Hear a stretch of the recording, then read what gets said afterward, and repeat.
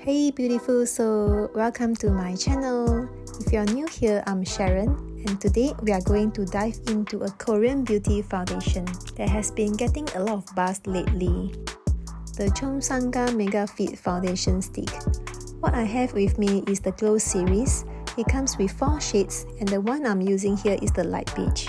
This sleek little stick is designed for all-day wear with mega staying power, a natural finishing, and comes with moisturizing essence. But does it actually deliver? Let's find it out together. By the way, this video is not sponsored. I just want to share my honest experience here. This beauty is very travel-friendly and stylish. It's double-sided with the creamy foundation stick on one side and a M-shaped blending blush on the other.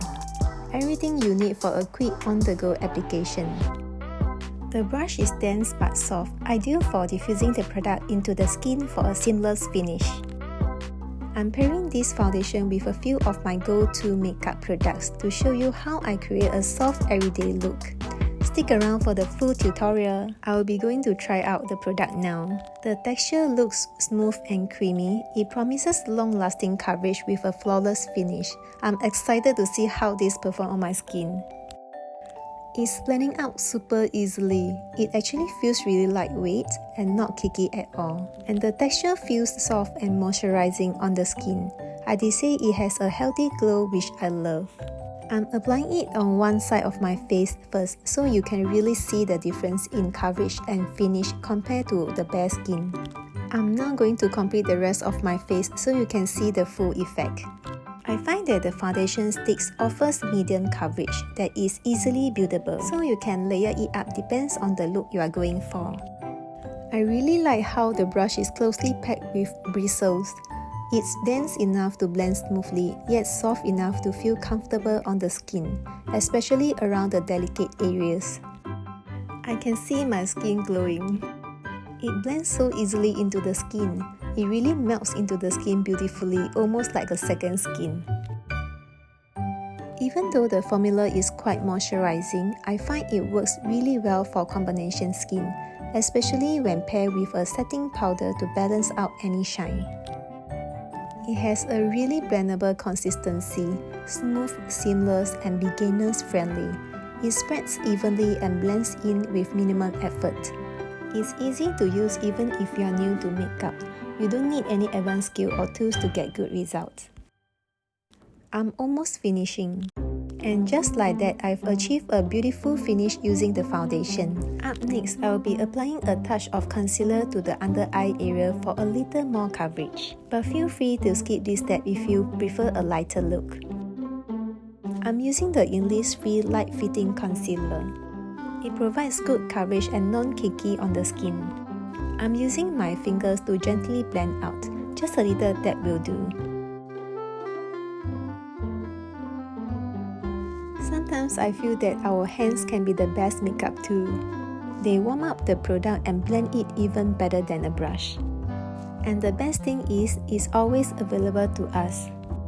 But feel free to go with your preference.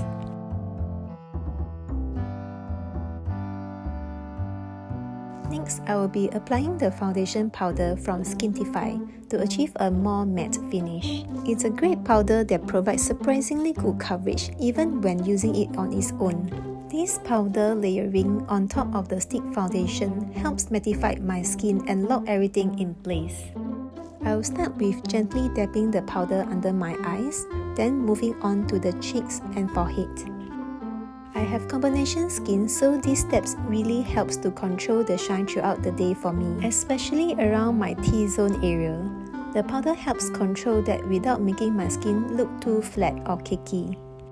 I would recommend gentle dabbling the powder instead of gliding it across.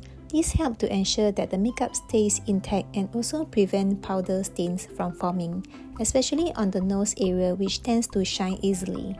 I really love the matte finishing it creates. It sets everything in place without looking too heavy. There are times when a swiping motion works better, like when you are using the powder on its own after the skincare and UV protections. But when layering over a foundation stick like the one I'm sharing today, it's best to dab as not to disturb the base. While I usually dab the powder in most areas, I do recommend a gentle swiping motions around the forehead just to dust off any excess powder. It helps to keep the finishing smooth and prevents it from looking too heavy in that area. I will be sharing a full review on this product soon, so stay tuned if you're interested. Moving on, I'll be drawing my eyebrows using two different pencils. The first one is from Newborn. It's a 3-in-1 pencil that I have been using for years.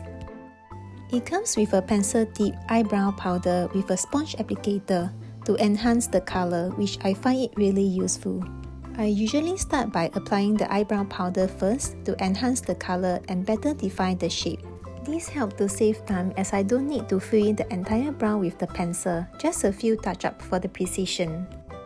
I'll fill in the rest with the pencil tip to touch up and add precision where needed, especially around the edge and to better define the intensity of the color to my liking. It really takes practice, and I have learned that what makes it perfect over time. In the beginning, I used to feel a little bit unsure trying to match both sides, but now I've come to enjoy it. I treat it as a mini art sessions, a quiet moment to express myself and refine the shape I want. It's a process that gets easier with practice, and honestly, I find it quite meditative, like painting tiny arches of my personality onto the face. Do let me know in the comment sections below if you also enjoy this part of the makeup as well, or if it's something you are still figuring out. We are all in this learning journey together. I'll be using the second eyebrow pencil known as Mking Pretty.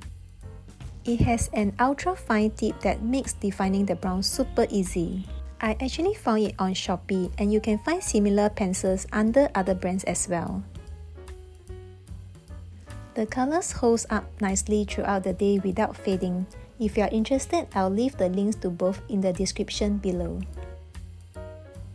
The eyebrow helps frame the entire face and can totally shift your expression and overall look, so it's important to find the shape and color that suits your features. I usually choose grey brown as my preferred brown color as I have a fair skin. Do take your time to find the most suitable color for yourself and constantly practice with it. How long do you take to draw your eyebrows? For me, usually I will take around 5 to 10 minutes, depending on the day and how focused I am.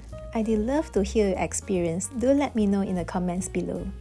I just want to share a simple tip of using a cotton tips here to gently shape the brow and clear up any excess.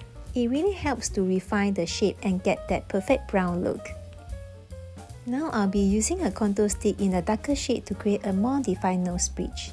In many Asian features, the nose tends to be flatter, which is beautiful in its own way. Personally, I prefer the look of a higher nose bridge, so I like using this technique to enhance that. Simply draw two inverted C shapes from the inner brows down to the side of the nose and use our finger to blend. It's super easy to do even for beginners. It's quick, convenient, and works really well to melt the product naturally into the skin. Here's a few simple tips for nose shaping. First, use a lighter finger such as the ring finger to contour it, as it helps to create a natural blend. And do follow your natural bone structure to keep it looking soft and natural. Next, I will be using the same powder foundation I used earlier as a subtle highlight along the nose, starting from between the brows and blending down the bridge. I personally like this method because the shade is already slightly lighter than my skin tone, and the matte textures helps to control the oil around the nose area. I find that traditional highlighters can sometimes appear too shiny or glossy, especially if you tend to get oily here. But of course, feel free to use a highlighter if that is what you like. It's all about what works best for you. Oh yeah, I almost forgot to intro the last step. For the last step, I'm spraying some Sukin Firming Mist Toner, which is alcohol-free, made with natural biotechnical oils on my face, to help keep my makeup last longer while also refreshing and hydrating my skin throughout the day whenever it's needed. And that's the finished look using the Chosungah Mega Fix Stick. I hope you enjoyed this review and the simple tutorial. If you liked the video, please give it a thumbs up and consider subscribing for more honest reviews and makeup tips. Thanks for watching!